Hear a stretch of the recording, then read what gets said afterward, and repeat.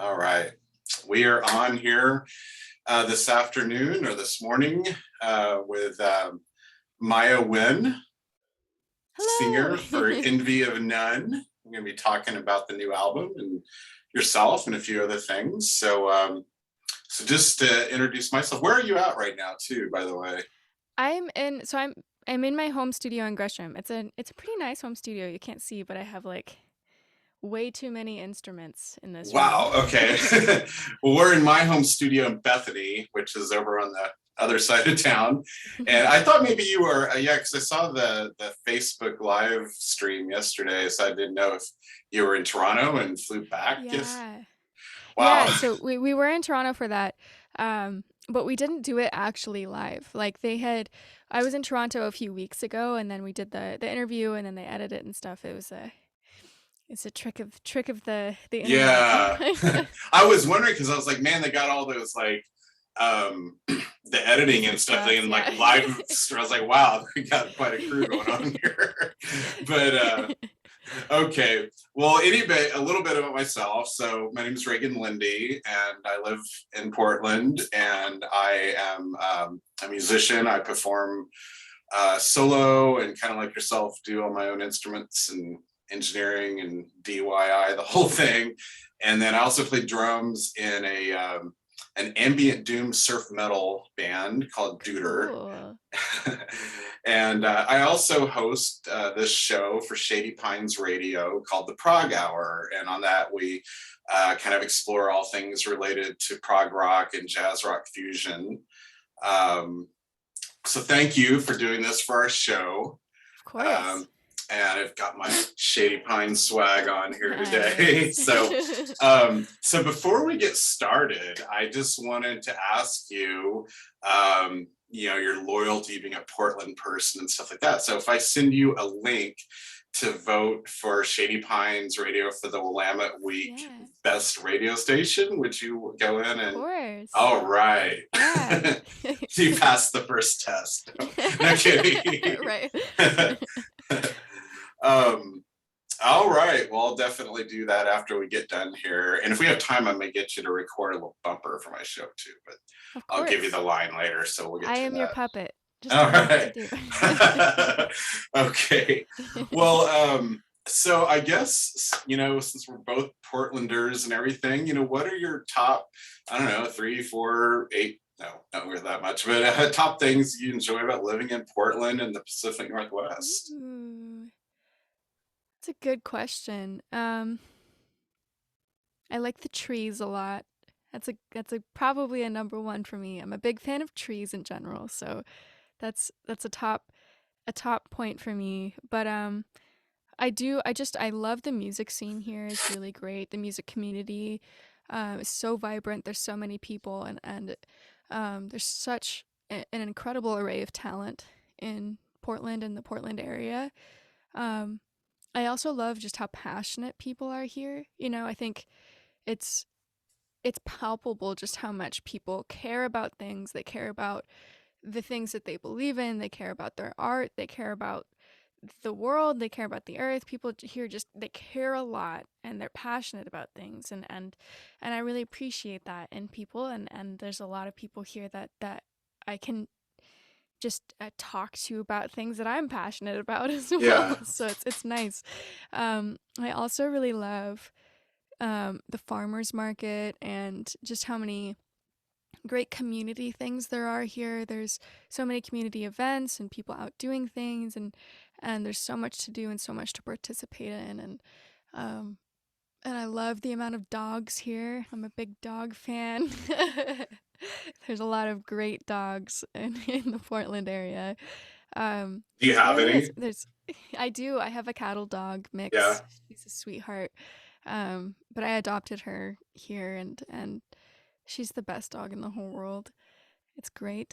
But yeah, I don't think that was 10, but maybe 5. Yeah, that was a lot. I'm glad you kind of touched on those things. So yeah, I moved here from Oklahoma in 2006. So I found the music scene here is just like ripe with opportunities and people that are willing to talk to you and help you, and just so many great jams that go on. I try and go. There's Sunday, Monday, Tuesday open jam at the big Legrowski downtown, and try and hit that one up, and just met a lot of great people there, and also puts you in all kinds of different musical situations. You don't know what you're going to have to do, but just think on your feet and do it, and people support you. And so that's definitely part of why. And yeah, I love the trees too, so much that I got them all tattooed on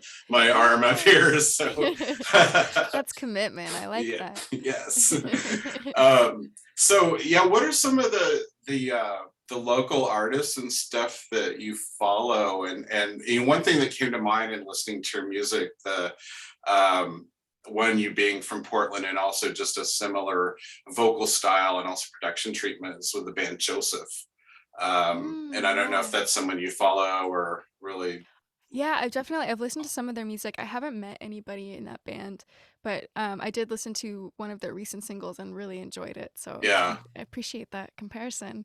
Yeah, they're very talented, and I'm very connected with a lot of the other singer-songwriters in the area. So there's Haley Lynn and Haley Johnson, and Larissa Birdseye, and there's Kingsley Music, and there's so many amazing singer-songwriters in the area, and I feel like it's been really cool to get to know people. And I'm also really good friends with a female rock duo called Dreadlight, and they're really talented. If you haven't heard of them, yeah, I'll definitely look them up. They're really, really talented musicians, and really fun to be around and hang out with. They're some of my closest friends. And like 2 words, dread, and then L-I-G-G. It's one word, Dreadlight. Okay.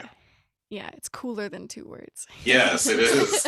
Make up your own. That's kind of what we did with my band Deuter. And we actually have, I think all 4 of us in the band have different spellings on it. And we've kind of like I think we're going to do merch like that. It's all the different spellings on it. So people like, that's awesome. I don't know. It's not very good for a Google search, but it's kind of fun. But, I like that though. It's mysterious. It's mysterious. Keep people thinking, wondering, I guess.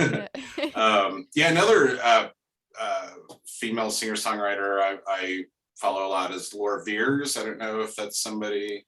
That sounds really familiar. I feel like the community here it's really big but also small at the same time. You've heard of or are somehow connected with most of the people. It sounds really familiar. I found out about her because she did like a super group album with Nico Case and gosh, that's so cool. and oh my gosh, the mine's drew a blank here with the Canadian super country singer-songwriter. Oh my gosh, I feel like I should know, but it'll come back to me. But I've been kind of using her prompt cards for songwriting that gives you like kind of a lyrical prompt and a musical prompt, and also just kind of another creative idea or something like that. But I love that. Yeah. So and it's really helped me out. I mean, I've written like 10 songs just off those cards. That's so awesome. Sometimes you get stuck and it's like, well, this will give me something to write about. Yeah, that's so funny. I have these. I have these cards that are like similar, but they're less specific to songwriting, but they're like little sort of ideas to get past a roadblock in a thought process. If you're stuck and you need sort of like ideas to sort of move forward with an idea. So that's really funny. We got and I got it right here by my if I get stuck at any time. So all right, well, cool. So if you talk a little bit about your personal and musical journey, and you've done some amazing things even before the Envy of None project, the NPR Tiny Desk concerts, and I guess a question within that, I was watching and I was like, you're leading a band, of musicians, and like, what do you try and do, or in your opinion, makes a good band leader, because it's a different responsibility in terms of like Ooh, just the performer in the band. So that's a good question. I don't know Katie if I'm a Lang. good. Yeah. Katie Lang, by the way, is who I was trying Oh, to think Katie of. Yeah, Lang. Okay, Katie yeah. Lang. So that's how I found out about Laura Beer. So No, it's important. You got to catch those thoughts while you gotta have catch them. that. Yes. Yeah. It's a really good question. I feel like I don't know if I'm a good band leader. I think early on I was very afraid of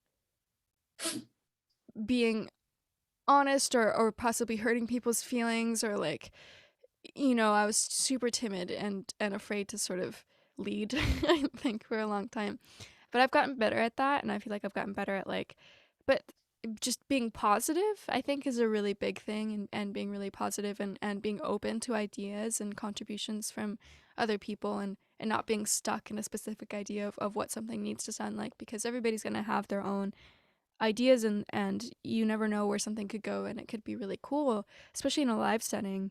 Um, and just, yeah, keeping the energy really positive and flowing, and ideas flowing, and remaining open to different ideas, and also being firm in things that you think need work, or things that you want to work on as a group, and really honing in on those little moments, I think, are all really important. But I still think I'm learning all the aspects of being a good leader. I think there's so many things that makes a good leader, and so many things that can make a not great band leader. So I'm still, Yeah. still learning.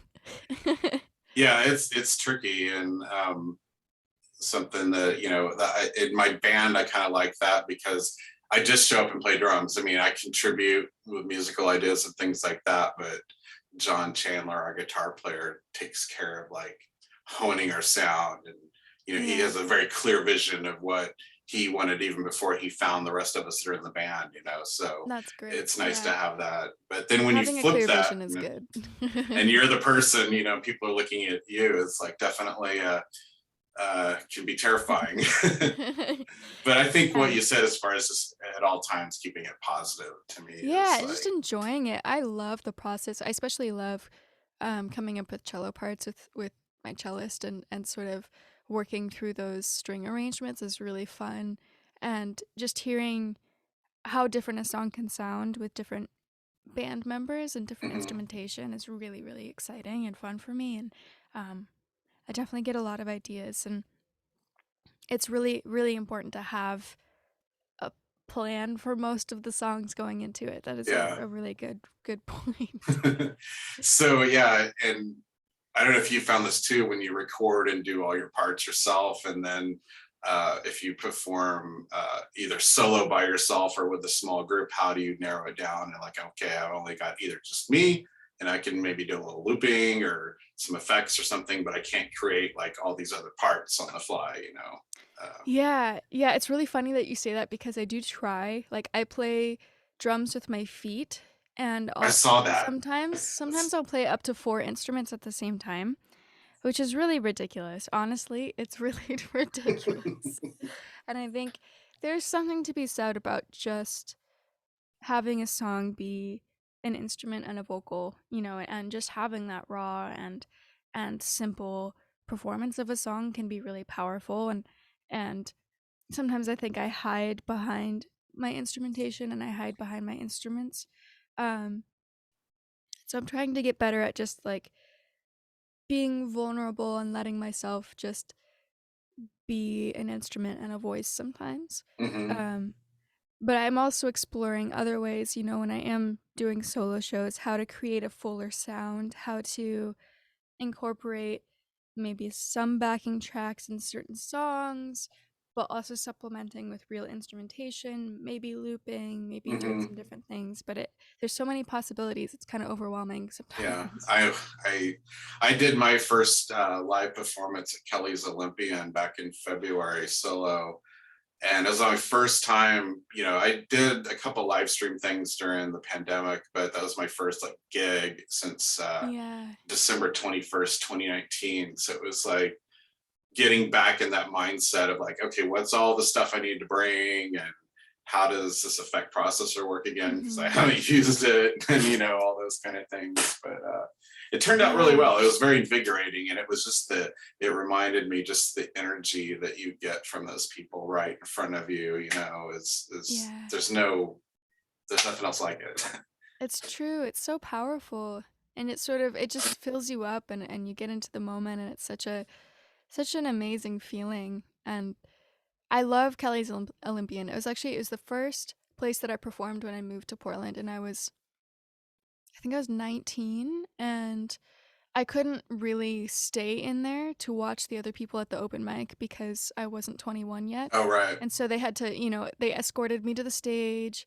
I did my couple of songs and then they brought me back outside and I just stood outside in the rain looking through the window and watching the other performers Oh, through that's the awesome. window. Yeah. But they were so sweet. They still let me perform and stuff because they were debating it. They're like, I don't know, you're underage and stuff, but they figured out a way to let me do it and it's such a fun it's a great stage and it's a great community there. Yeah, I really appreciate Kelly's, and my band Duder played there last month also, and it was kind of the same experience that they're super organized. You get a email a couple of weeks that have all they ask for all your stage setup information, and they're ready for you, and they handle the door and some of the publicity and stuff like that. So yeah, huge shout out to Kelly's. Yeah. Definitely one of my favorite places in town to play. Yeah. Okay, well, talking a little bit about the project. So Envy of None released last Friday. Congratulations! Thank you. Very amazing album. So, um, in some of the promo stuff that I received, one of the first things that came to mind, or I saw in there was like kind of comparing to the darker art rock like Depeche Mode. And so I immediately perked up because they're one of my favorite bands. And I've actually found a couple of ways to incorporate Depeche Mode into my Prog Hour show because they're not technically Cool. maybe a prog band, Yeah. but when you talk about the layering and the songwriting and Martin Gore and team, or just the sonic detail that's there, I can see why that comparison was made with your all's project. So, if you can speak a little bit about the production process and especially doing essentially the whole album remotely. And one of the things I heard on one of the interviews the last few days, I think it was yesterday, but there was some tracks that had like 140 tracks on it. And Yeah. I'm like, holy crap, it's like, that's a lot to manage and not have just a mess, but to get everything in a spot, panning and volume and stuff like that. But that's still a lot. And nowhere did I hear is like, oh, there's is too much going on. I mean, it's all it sounds like there's actually sometimes maybe not a lot of tracks, which I think is a compliment to how you guys, went about that. Yeah, there was a lot of tracks. I think and even just vocally because I did most of the vocal recording and production Right and there. mixing right here, yeah. and I think there was one song, Dog's Life, that at one point I was working with I think 60 tracks of vocals because it wasn't just me. I brought in Dreadlight and I had we did some group yells and then I brought in a different vocalist who also co-produces with me, goes by Elephant, and he did some cool like low creepy male vocals, and then I had my vocals and all those harmonies, and there's so many just vocal tracks, and then on top of that, I sent that in to Alf and he mixed the vocals and the instrumentation, and there's a lot of layers of guitars and bass and synths and drums, and I can't I think 140 tracks is probably pretty accurate, and I think they did a really great job handling all of that. I think Alex had a song that he mixed, Cowboy Blues, that I think also had like 120 tracks at one point he was saying, and that one especially I'm really impressed with because it has such an open sound to it. Mm-hmm. And it doesn't feel congested at all, and it's so well balanced, and it just all the instrumentation and everything just floats around, and he did such a great job with that. And I think just as a team we did a really good job. It's sort of tackling each song together, each sort of honing in our own parts and then working to create something cohesive. And Alf did a lot of that work in the mix stage of making everything feel cohesive. But it was 4 people sort of producing our own pieces and bringing in different people on our sides. And I brought in some other local musicians. I don't know why my like thing is changing color all the time. It's super weird. There's a whole light show going on. But yeah, I did incorporate other local musicians and cello players and singers and into a lot of the pieces I was working with. And my co-producer that I work with a lot helped me with some of the, especially the early recordings, or adding some different instrumentation and or not instrumentation, but I guess vocal effects and textures and stuff, and we worked on some of that stuff together too, and it's a lot of fun. But a lot of different processes went into each song. So was everybody using like as far as your DAW, so, and for my listeners, so digital audio workstation or workspace or whatever, but like Pro Tools or something like that? And so were you just like sharing the track clips and then having to like, because I know getting them in the right place in your session is a trick, so you kind of just make it be the whole song so you can line things up, you know? Is that kind of how? Yeah, sometimes I bounced tracks, especially early on. I was just bouncing individual tracks, to the song length, and they would import it into their session. But later on, since both Alf and I were in Pro Tools, I would just send him my Pro Tools session, and he would just combine the sessions, Oh, okay. and that sort of eliminates some of the process of exporting and re-importing a lot of those Right. tracks. And so we sort of changed processes throughout the the whole thing. Did Alf, so when he would get all these from any of you, did he have to basically do like a rough mix down just to get, so your levels way down so you can start kind of working with him? Was he responsible for like the rough mixes along the way before you did the finals? Or Yeah, and a lot of times I would do sort of a first mix of just my vocal layers. When I sent it to him, it would a lot of times already be a rough mix of the vocals, and then he would fine tune the vocal mix and fine tune the mix of the entire song and everything else, and adjust everything from there on. But he did do a lot of the rough early mixes as well, and just sort of, combining everything and getting everything at a level that worked together. Yeah. That's I could talk about that forever. As far as that, some of the other questions I had. So, do you primarily for that project and also just your own stuff? So, are you using like Pro Tools vocal plugins? Do you have external ones that you like to use, or? Yeah, I mean, I think it really depends on the project. For this project, when I was doing a lot of my own stuff, I have my own preamp and interface that I like the sound of, for that I usually record demos and stuff on my own, and used that for a lot of the situation. I used a vocal mic called the Stellar. What which microphone is it? It's a Stellar something, but it's a really great vocal mic, and it worked on a lot of these songs. And then I do use some plugins and Pro Tools. I try to not.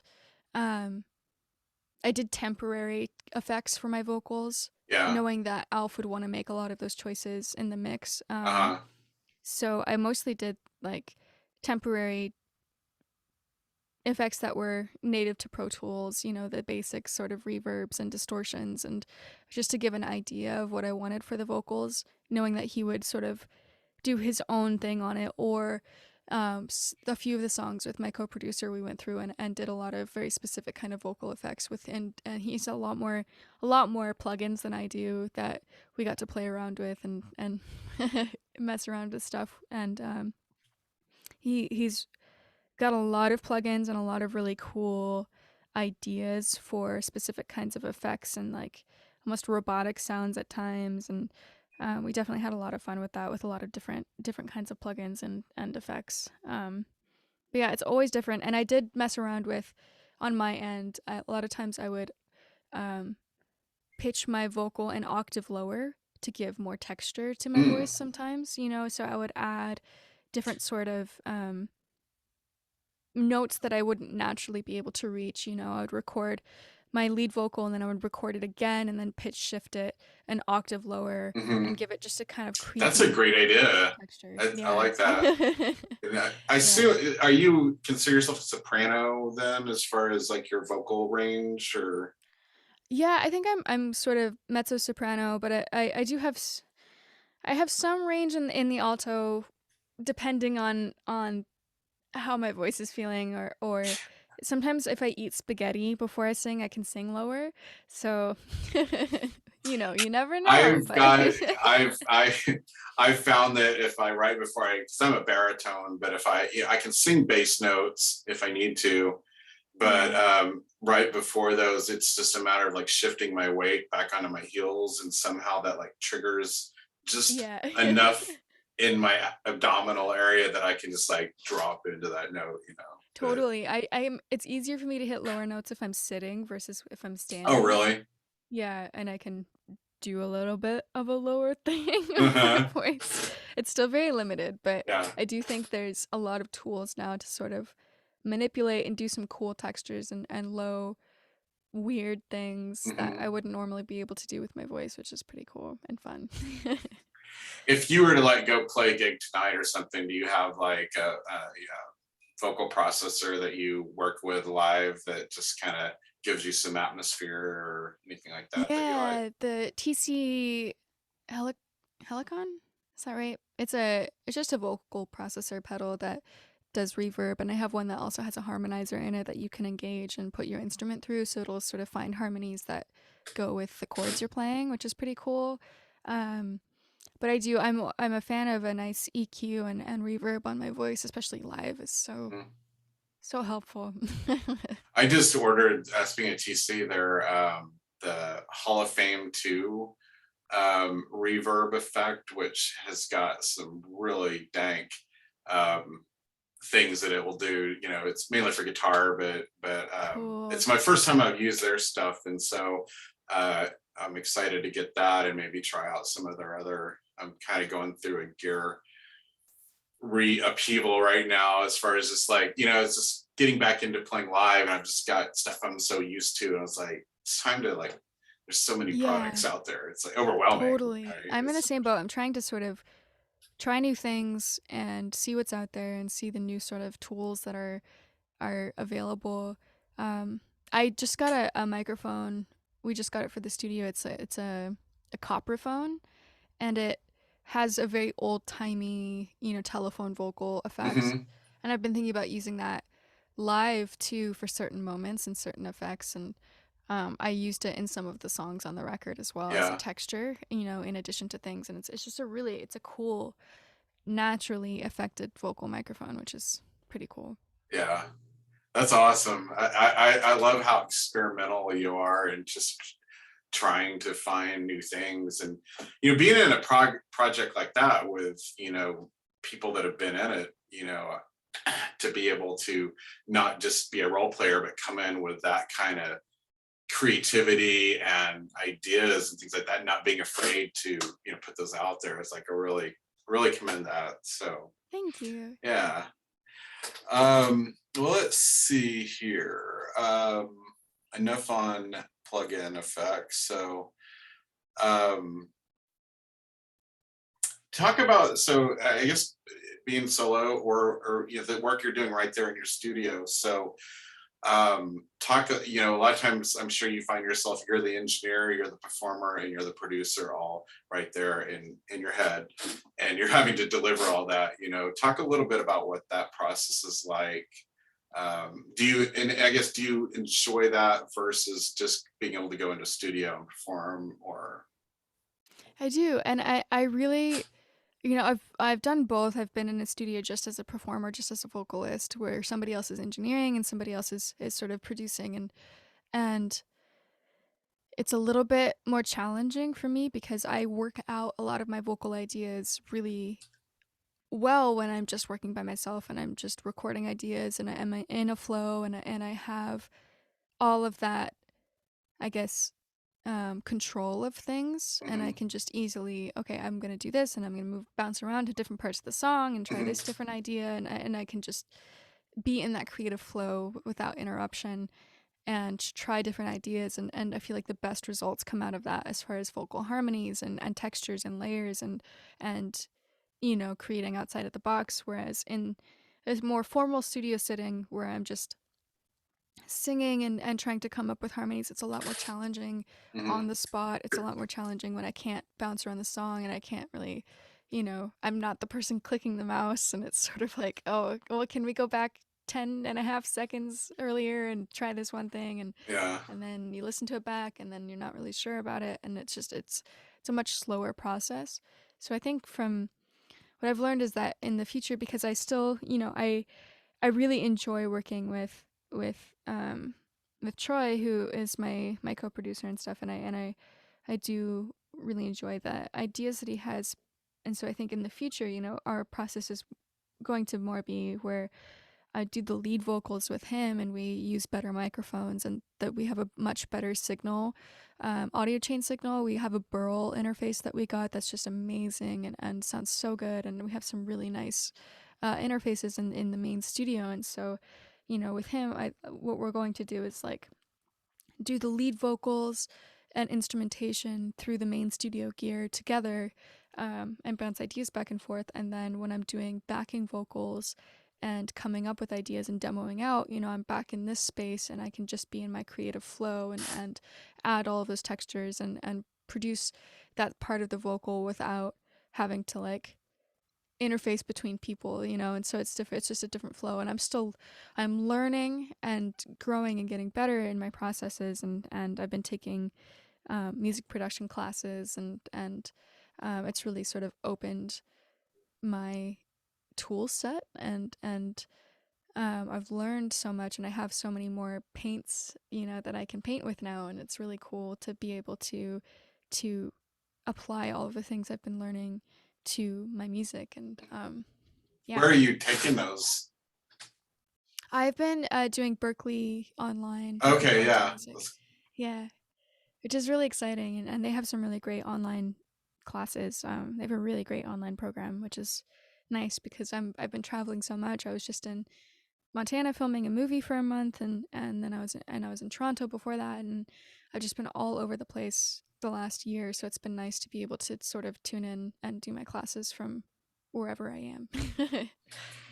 Yeah, I found I when I was back in Oklahoma, I'd kind of done similar with the community college there, as far as just getting the basics of, not even into Pro Tools, but just like studio setup, and the different types of mics and things like that. But yeah, there's so much to learn. It's like learning a very complex language with a lot of nuance. There's so much to learn. There's so many different aspects of it, and everything from electrical engineering to learning a DAW and an interface that has all of these different complicated layers to it. And there's, I'm sure you could learn and learn and learn forever and still not learn everything there is to learn about music production. It's a very, very complex thing. I will say I'm glad though we're not in the age of having to like splice tape and stuff like that. It's like it's a little simpler, but man, there's so many more options. Yeah, it's great. definitely. But yeah, it's interesting, because it used to be you just learn your instrument and singing and things like that, but you've got to really know the whole side of it, But we were just talking about the roles of a mix engineer and how that's really sort of blurred the line between a producer and a mix engineer, because before, a mix engineer, you're maybe doing a little EQ on the board and you're just mixing stuff, whereas now you're doing everything in the box, and the mix engineer is making decisions that change the song completely and add all of these different textures and effects and things that really bring the song to life. And it's really sort of, I feel like a lot of mix engineers these days should be getting producing credit too. It's a different world for sure.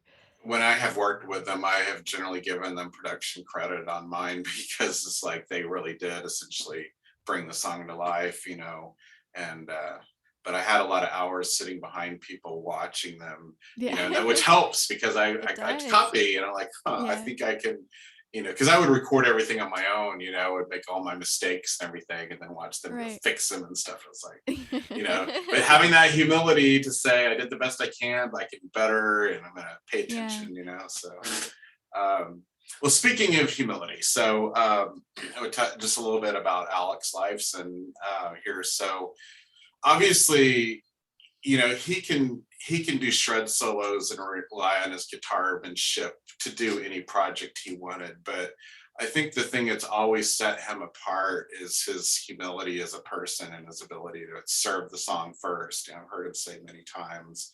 I think on this one, I only really heard one or two like traditional guitar solos, and they were kind of, it reminded me of kind of what he did with Vapor Trails. It got me thinking back when I was a kid and got into Rush, the Grace Under Pressure era, so in the 80s. And they really took a big step into more of the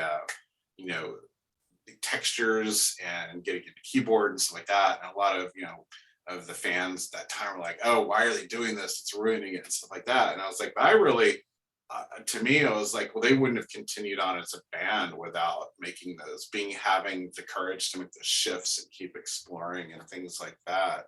Yeah.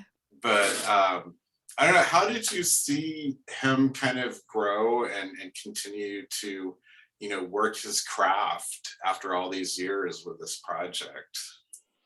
I think that's the amazing thing about Alex is that he is so open to new things and new ideas and different textures and sounds that he doesn't put himself in a box at all. I think his approach to this record was very textural and things that he felt supported the song, like you said, and he did so many things that there's so many people who listen to it and they're like, I didn't hear any guitars, and and you're hearing mostly guitars, and people just don't realize it, and I'm sure that just tickles him because that was his goal. He wanted to do things with a guitar that didn't sound like a guitar, and he's doing things that sound like strings, he's doing things that sound like synths or keyboards, and it's really amazing the different textures and sounds he's able to get with just a guitar, and he's throwing things backwards and putting things through different kinds of effects,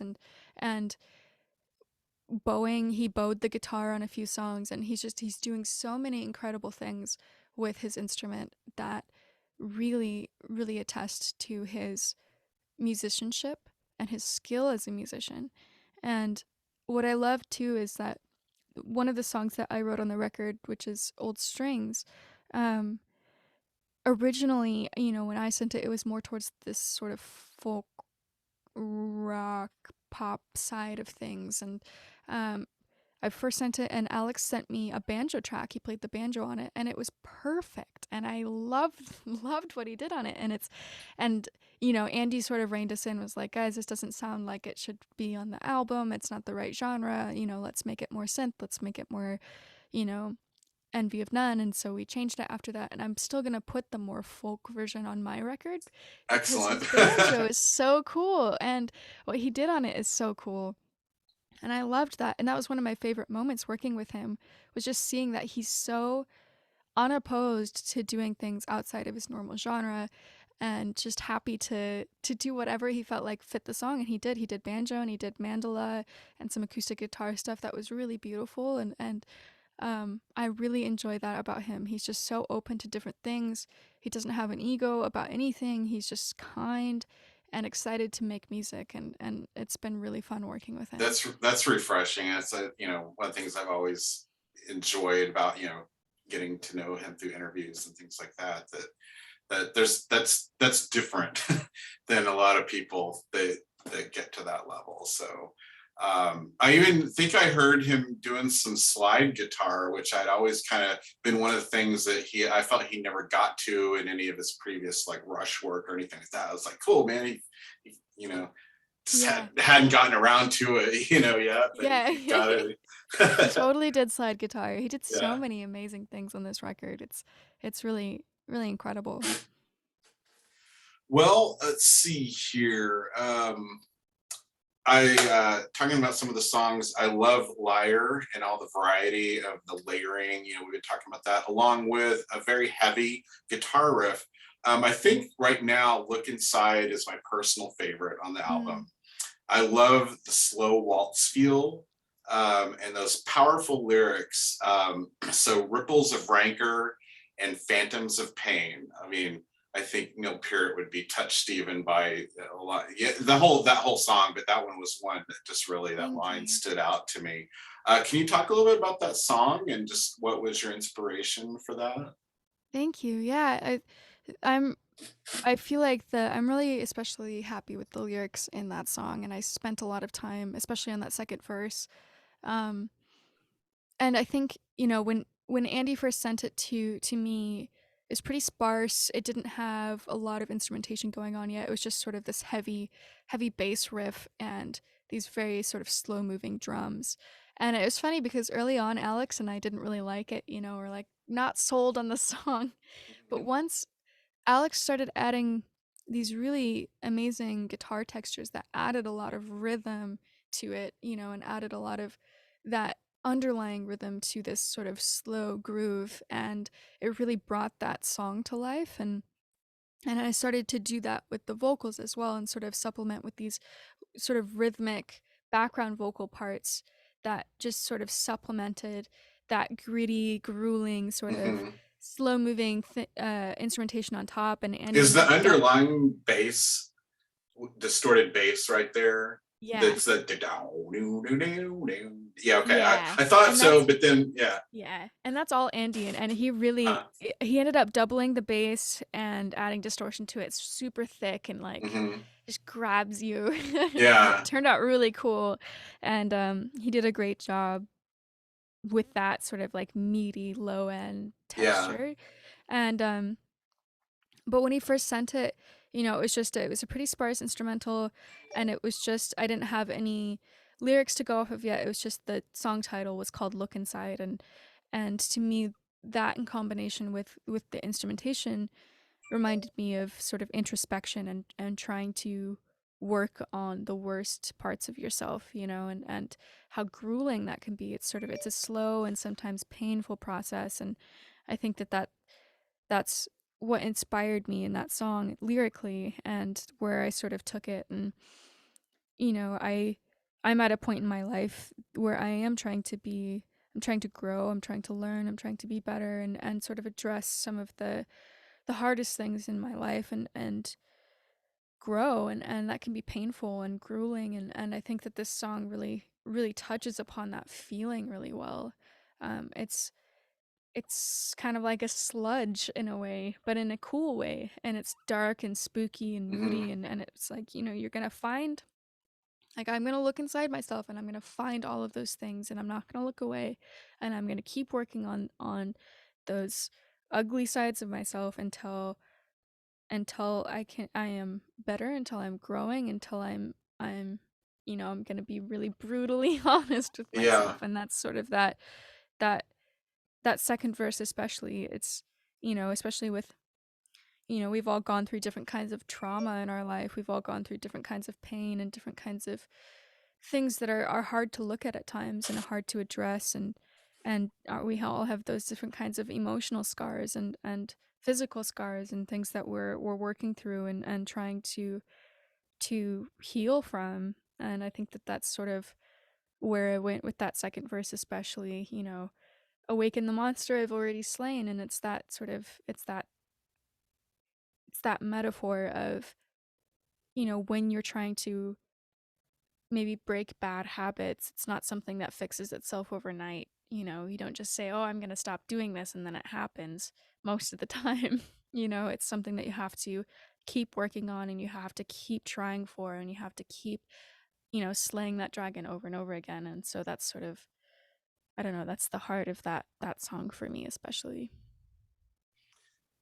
well, as somebody who's is also doing that kind of work, and it's ongoing, right, throughout life, we kind of readdress, we come back to some of these things. I can say it worked, it's inspiring, and thank you. So that song to me, just I love the album, but that one really to me just like meant a lot. So Thank you. yeah, nice job.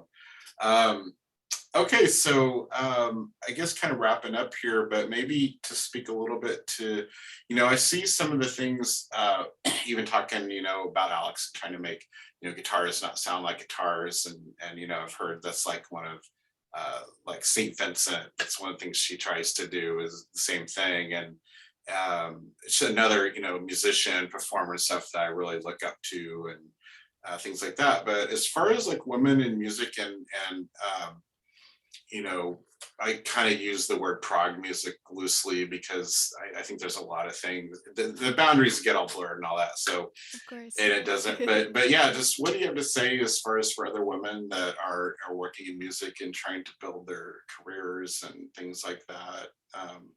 Hmm. I would say it is hard. It's I like, in all honesty, it's been challenging at times.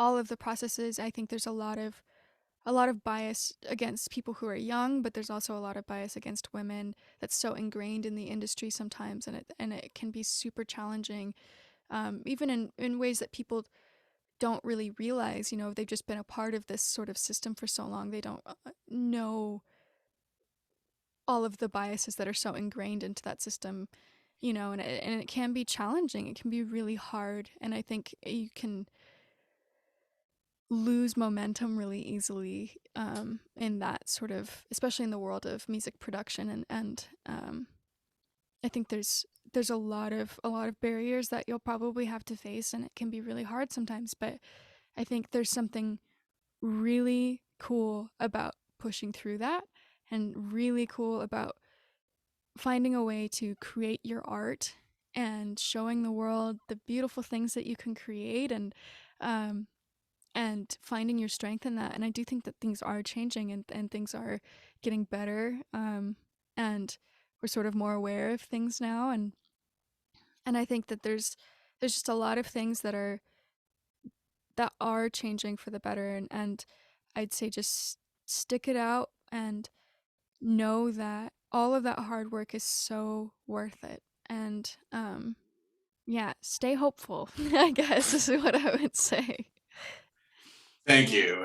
And as another person in the Portland music community, I mean, I'm proud now to know you and get to know you a little bit, but just also of what you're doing and so many other, people that and women that I've met and that are here. I mean, you're in the perfect place as far as trying to break barriers and things like that. Oh, And thank you. And I'm so um, appreciative of the guys who are aware of it, and really championing other women and supporting female artists and engineers, and I feel so grateful for the men that I get to work with, and know that do support and just champion women, and want to help make those changes in the industry. It's so important, and really, really, it's so heartening to see that, and see that support from different men in the industry. So thank you for being awesome and being one of those guys.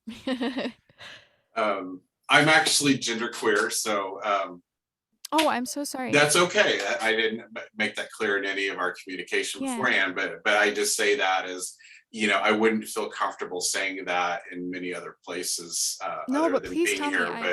But yeah, Yeah. well, we just hadn't Thank you for being one of those hadn't gotten people. to that topic yet, Of so course, no yeah. worries. But No, I apologize for yeah, that's fine. yeah. Thank you for telling me. I appreciate Yeah, that a lot. sure. And Uh, yeah. so yeah, I see we're running up against your next interview here. So you still up to do a show bumper for me real quick? Heck yeah. All right. So I guess my name is Maiah Wynne from Envy of None, and you're listening to the Prog Hour on Shady Pines Radio. Okay. Basically, we can do, but I'll give you what, 3, and then you go. Is it the way you should do it? I don't know. You work in film. Let's do it. Does that work? I don't That have like works that. All right. 1, 2, 3. My name is Maiah Wynne, and you're listening to the Prog Hour on Shady Pines Radio. That is awesome. We do one more from Envy of None. Yes. Maiah Wynne. Okay. Hi, my name is Maiah Wynne from Envy of None, and you're listening to the Prog Hour on Shady Pines Radio. That works. All right. Thank you so much. This has been a pleasure. I'll send the person that emailed me like the links to where I put it on YouTube and stuff. And then if you don't already, download the Shady Pines app and you can subscribe to my show. It's on Tuesdays from 2 to 3. Absolutely. And so, send me the things. I want to vote for you. Definitely. I'll put that in there also. And so I will be need some time to post-process this, and then I'm going to intersperse some of the songs in there for the show. So I'm planning on airing it a week from tomorrow. Beautiful. Thank you very much. Yeah, well, thank you. Thanks for being a great host. And if I tag you and stuff, is they them a good pronoun? Yes. Thank you for asking. Yes. Yeah, of course. Perfect. All right. Thank you so much. You've been amazing, and I appreciate all of your questions, and yeah, you're awesome. Yeah, you're welcome to, in the future, anytime you want to promote or talk about projects you're doing, we'll get you on. So I've been trying to get more interviews instead of just me talking about stuff all the time. So I'm excited to have this on there. All right. Well, thank you. Enjoy. Did it snow out there where you're at today? It is. It's crazy. I don't know what's going on. It's wild. Crazy day. But anyway. Yeah. All right. Well, thank you so much. Thanks for having me. You bet. You've been amazing. Okay.